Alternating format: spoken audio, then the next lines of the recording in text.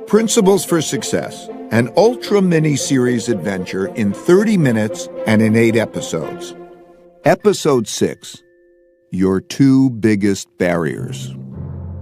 I can't tell you which path in life is best for you because I don't know how important it is for you to achieve big goals relative to how important it is for you to avoid the pains required to get them.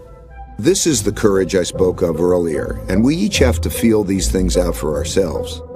After my big mistake in calling for a depression, I had come to one of life's forks in the road, as we all do. If I made the choice to take a normal job and play it safe, I would have ended up with a very different life than the one I had.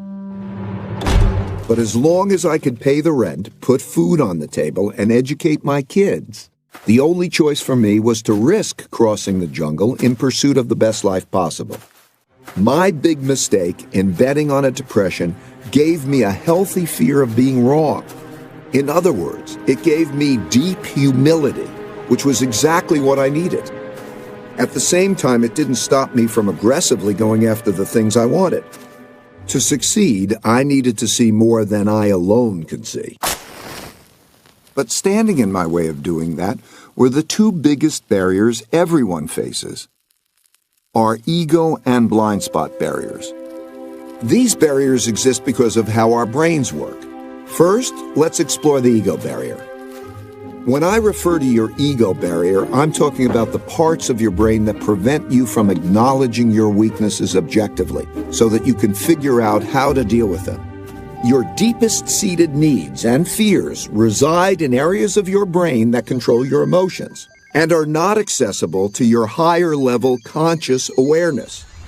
And because our need to be right can be more important than our need to find out what's true, we like to believe our own opinions without properly stress testing them. We especially don't like to look at our mistakes and weaknesses. We are instinctively prone to react to explorations of them as though they're attacks. We get angry, even though it would be more logical for us to be open to feedback from others. This leads to our making inferior decisions, learning less, and falling short of our potentials. The second is the blind spot barrier.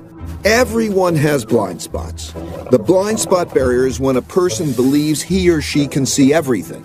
But it's a simple fact that no one alone can see a complete picture of reality. Naturally, people can't appreciate what they can't see, just as we all have different ranges for singing, hearing pitch, and seeing colors. We have different ranges for seeing and understanding things. For example, while some people are better at seeing the big picture, others excel at seeing details.